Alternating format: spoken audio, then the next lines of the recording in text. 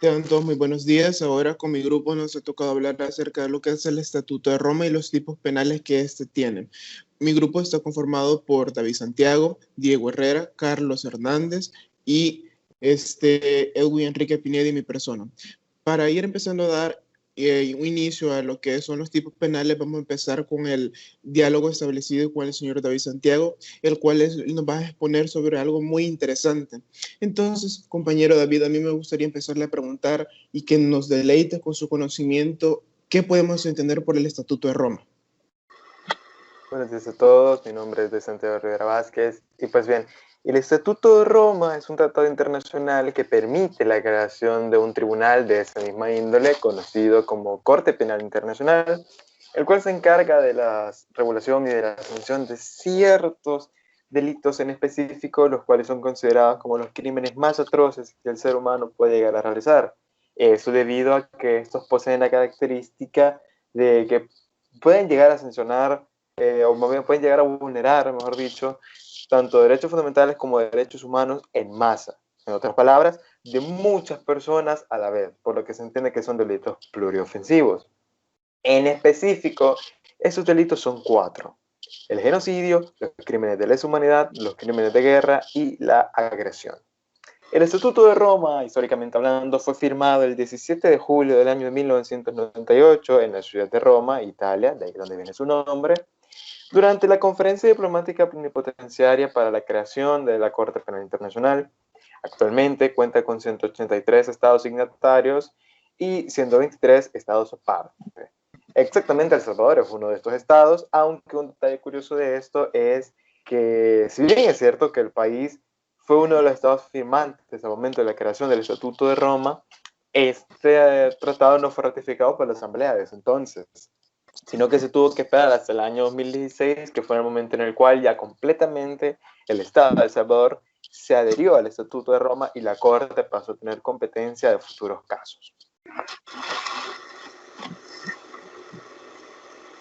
Muy bien, al inicio de su explicación yo escuchaba que usted mencionaba algo sobre la Corte Penal Internacional.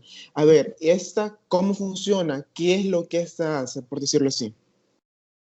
Bueno, como ya mencioné anteriormente, la Corte Penal Internacional tiene competencia únicamente de los 4 delitos anteriormente mencionados. Sin embargo, quiero hacer la aclaración de que hasta este momento el delito de las agresiones no cuenta con una tipificación exacta.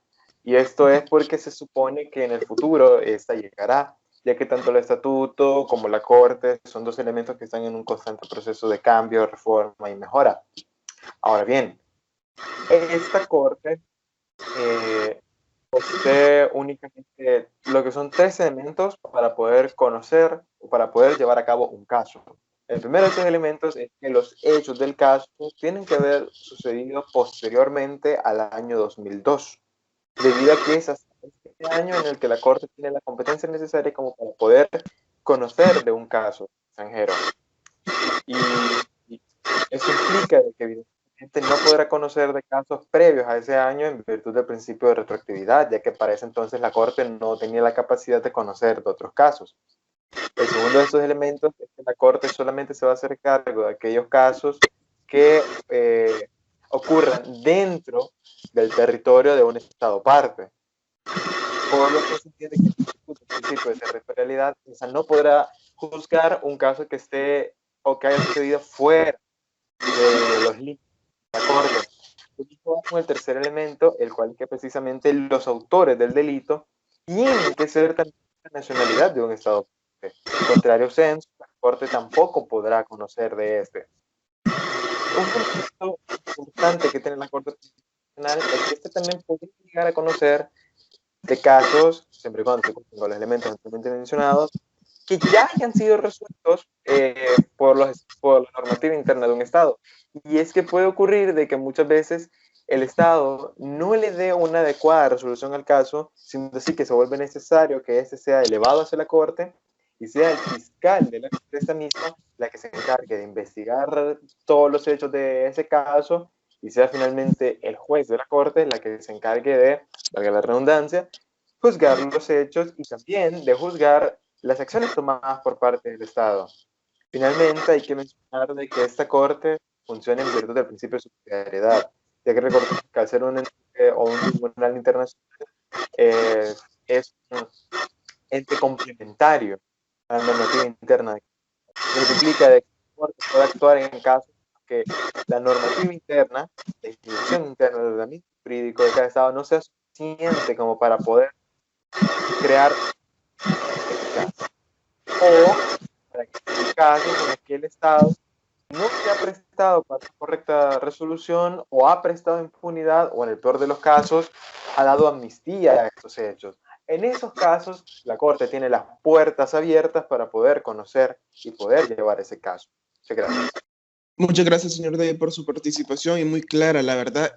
Ahora vamos a proceder a empezar con lo que es el delito de genocidio, el cual me gustaría empezar diciendo que si el señor Herrera nos pudiera empezar a definir o cómo lo contempla el Estatuto de Roma este delito.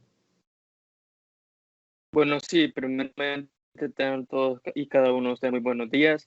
Y sí, dando la respuesta a tu pregunta sobre lo que es el genocidio y cómo el Estatuto de Roma entiende el genocidio, primeramente tenemos que tener en cuenta que una de las primeras definiciones surgieron en el año 1943 por el judío polaco Rafael Lenki, que él, a partir de la palabra griega geno, que quiere ver como familia o ámbito, unió asidio, que es una palabra latina que en su traducción sería como liquidar, matar o exterminar. Entonces la unión de estas dos palabras da como la pequeña definición de lo que es el genocidio, ¿verdad? Y claramente esta definición fue muy criticada, ya que unas personas consideraban que era un poco extremista o exagerada. Pero realmente el señor Rafael Lenki, él decía que esta definición era bastante exacta o que realmente era eso que estaba pasando o cómo se entendía el genocidio en ese entonces. Entonces, para él esa definición era lo más realista. Entonces, a pasar de los años, ya en el Estatuto de Roma, en el artículo número 6, se da una definición de lo que es el genocidio y dice que son aquellos actos perpetrados con la intención de destruir total o parcialmente el grupo social, ¿verdad? Y claro, también regula que cómo se puede considerar un genocidio. Por ejemplo, la primera dice matanza de miembros del grupo. Esa es como la primera. La segunda sería la lesión grave de la integridad física. Y no necesariamente tiene que ser daño físico que tenga que ocasionar, ¿verdad? Sino también puede ser daño mental o psicológico. Ya que a la persona se le da como trauma. Entonces, eso es lo que también se regulaba. También el sometimiento intencional de grupos a condiciones de existencia. Esto quiere decir que las personas se tomaban de un grupo y los ponían a otro con con suministros muy escasos, vaya, muy precarios. Entonces ellos no tenían alimento, no tenían, salían muy poco al sol. Entonces esto se podría considerar como una tortura también. Entonces, también dice que medidas destinadas a impedir el nacimiento del seno del grupo, básicamente forzaban la esterilización de estos grupos para que no se siguieran reproduciendo o no se siguieran expandiendo, ¿verdad? Básicamente querían aniquilar esa ideología entre ese tipo de pensamiento, eliminarlo. Entonces, también el traslado por la fuerza de niños del grupo anteriormente no necesariamente tiene que ser así como daño físico, sino que si cambias a un niño de un grupo a otro grupo, ese cambio de ambiente puede llegar a ocasionarle daño psicológico y traumas a la persona. Entonces, ese es como un daño más reconocido. Bueno, y en otras palabras, y con el pasar de los años, el Estatuto de Roma ya definición poquito, ¿verdad? No mucho, pero sí cambia un poco. Dice que el genocidio consiste en cometer actos orientados a destruir total o parcialmente, ya sea un grupo nacional, étnico, racial o religioso. Como que atacaban específicamente a este tipo de personas para que no se siguieran reproduciendo o que ese pensamiento no siga creciendo. Entonces era como muy radical todo, ¿vale? Muy extremista o, por decirlo así, exagerado lo que estaban haciendo para que ese pensamiento terminara. También las Naciones Unidas hace como una pequeña definición que también es muy en cuenta, que dice que el genocidio es obligar a las personas que abandonen sus casas y que se les restrinja de alimento, de comida, de bebida y que básicamente puedan tener como una hambre extrema, vaya. también el impedir el nacimiento de los grupos a través de las prácticas de esterilización forzosa, como mencionaba anteriormente, y el traslado forzoso. Así que también se realizaban ciertos por historiador Michael Mann, que él básicamente hacía como un recuento de todas las personas que habían sufrido gracias al genocidio, ya sea torturas, ya sea matanzas en masa, entre otras. Y hay un aproximado, porque pueden hacer más, más de 60 millones de personas. Entonces, él lo que quiere es dar a conocer esta definición y que tengamos la importancia de la historia para que no volvamos a cometer los mismos errores. Así que básicamente eso sería el genocidio, como yo lo entiendo, como lo entiende el Estatuto de Roma y algunos.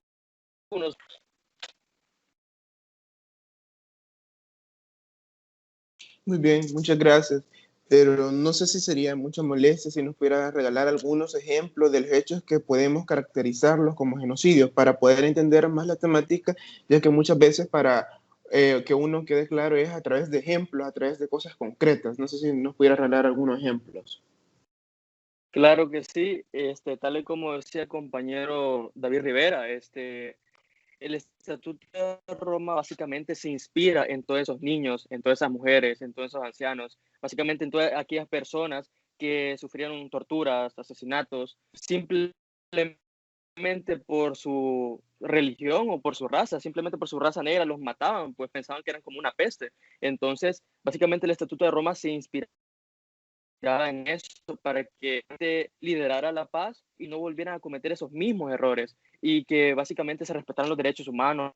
Vaya, porque aquí realmente ni se podía nombrar los derechos humanos porque para ellos no existía. Entonces, uno de los ejemplos más claros puede ser el genocidio judío, que es el Holocausto, como mayormente lo conocemos, que básicamente era el régimen nazi por Adolf Hitler, que él mandó a matar a todos los judíos del, del continente europeo, ¿verdad? Y los mata por balazos, ahorcamiento, gases tóxicos, hambre extrema, torres de muchas formas. Entonces, solo aquí murieron 6 millones de personas. Entonces, aquí podemos ver claramente un acto de genocidio, ¿verdad? Otro ejemplo y más claro también sería el genocidio de Camboya, que aquí murieron alrededor de 2 millones de personas en simplemente 4 años. Que aquí murieron y aislaron a 1 millón de personas y también mucha violencia sexual, entre muchas otras formas. Y uno más reciente y cercano, por decirlo así, el genocidio de Guatemala, que en los años de 80 murieron aproximadamente 200,000 personas. Entonces, aquí podemos ver como la claridad y la gravedad del asunto de lo que es el genocidio. Muchas gracias.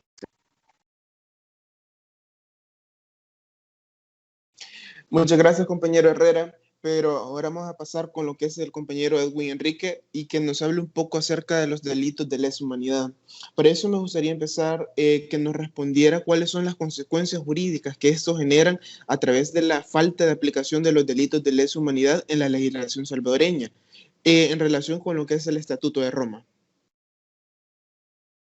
Buenos días a todos y todas. Mi nombre es Edwin Pineda y con respecto a la interrogante planteada por el licenciado Noé, pues efectivamente nosotros pues en nuestro Código Penal podemos ver indicios, ¿verdad? En el título 19, en el cual se denomina delitos contra la humanidad. En este apartado el legislador prácticamente se introduce a un delito de lesa humanidad regulado en el Estatuto de Roma, que lo mencionaba el compañero Diego Herrera. Pero sin embargo podemos decir que este delito no está acorde a lo establecido en dicho estatuto. ¿Por qué? Porque carecen elementos necesarios del tipo penal para que se considere tipificado como está en el estatuto.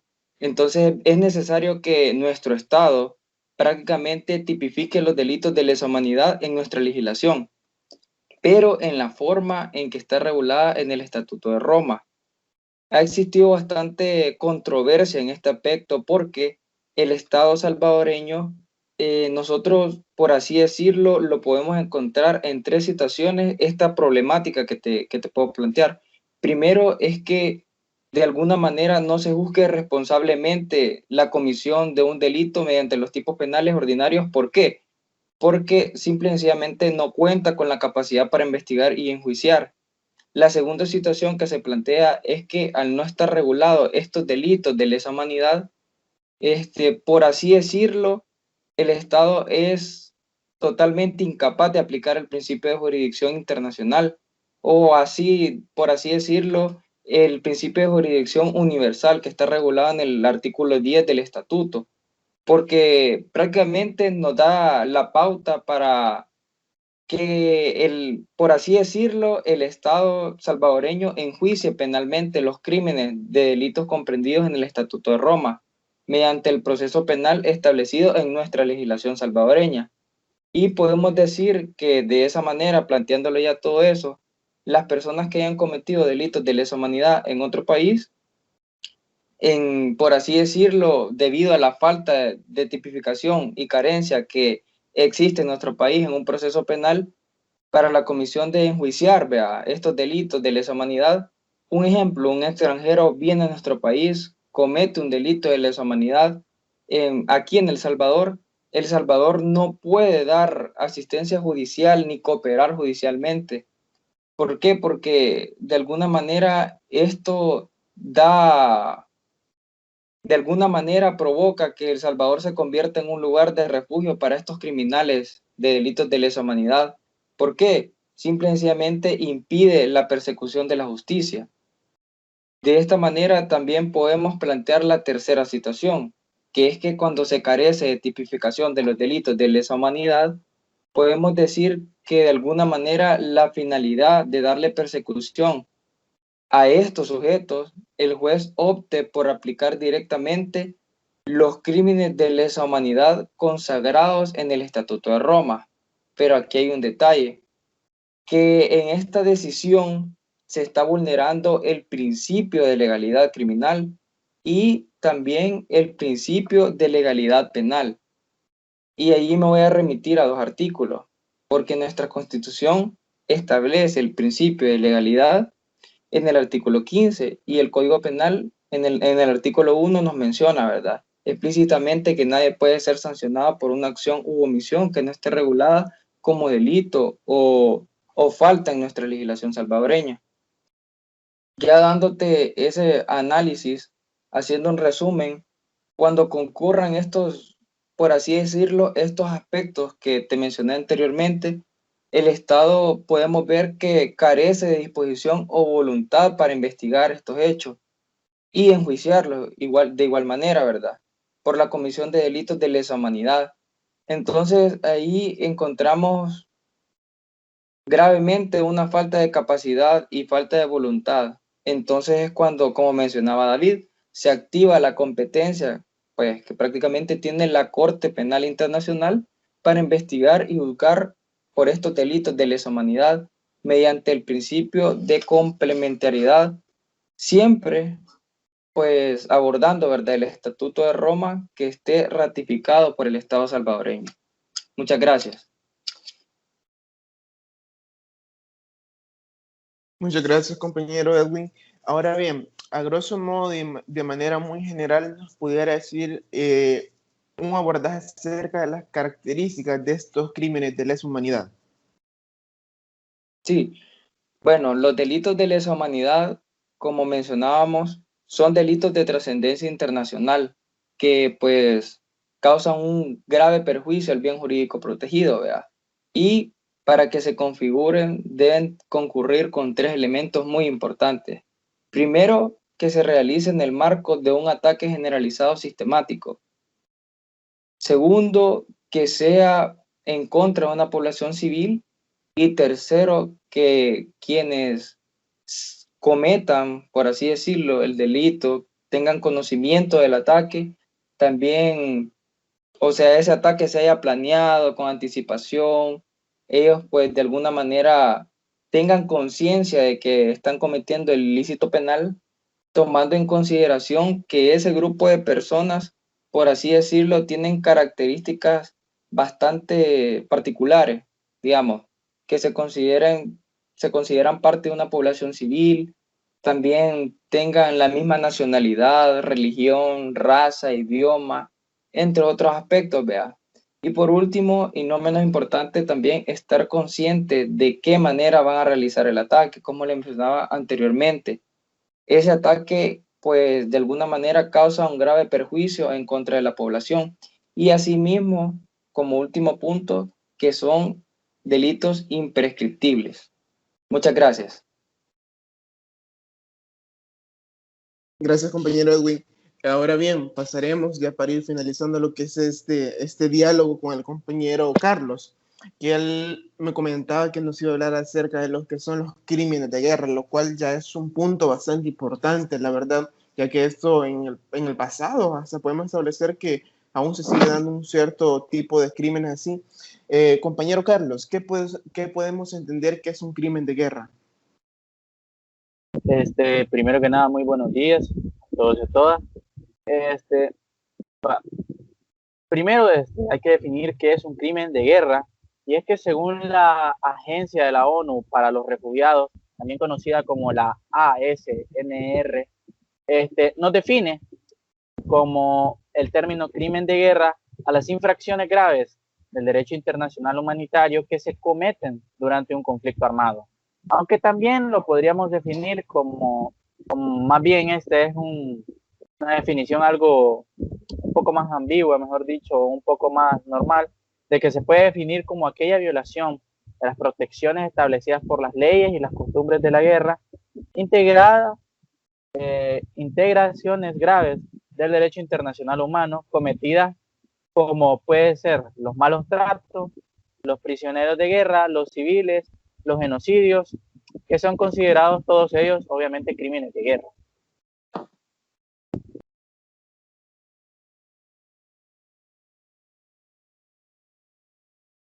Muchas gracias, Carlos. Ahora bien, dentro de lo que es el Estatuto de Roma, podemos hablar de cómo estos se encuentran catalogados.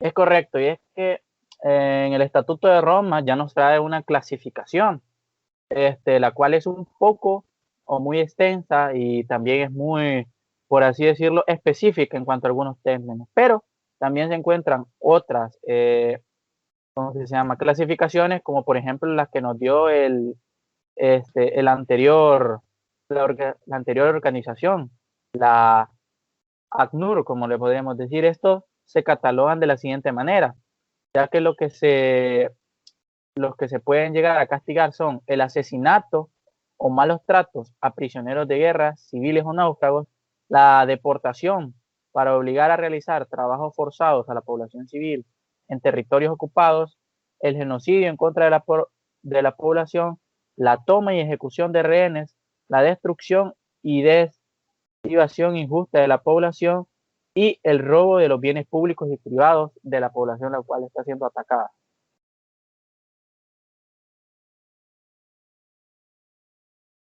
Muchas gracias, Carlos.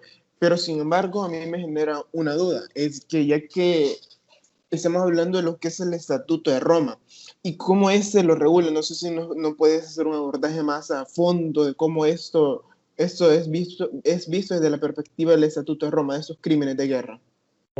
Claro que sí, mi compañero Manuel Pompilio, y es que el Estatuto de Roma nos regula los crímenes de guerra primero en el artículo 5, en donde nos dejen claro que los crímenes de guerra son competencia del mismo Estatuto de Roma.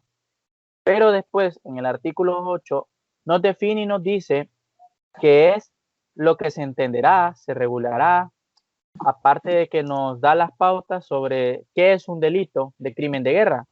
Y también nos dice de que es competencia de la Corte responder respecto a los crímenes de guerra y participar según como está detallado en el Estatuto de Roma. Muchas gracias, Carlos. Creo que con eso ya nos queda un poco más concreto de qué consisten todos estos tipos penales que hemos abordado este día ahora. Y la verdad, yo les quisiera agradecer a ustedes por su participación, por su tiempo, por tomarse esa dedicación de poder venir a contarnos a nosotros de qué trata todo este tipo de delitos, ya que no es muy a menudo que hablemos sobre esto. Por tanto, damos por concluida esta sesión y pase un buen día y muchas gracias.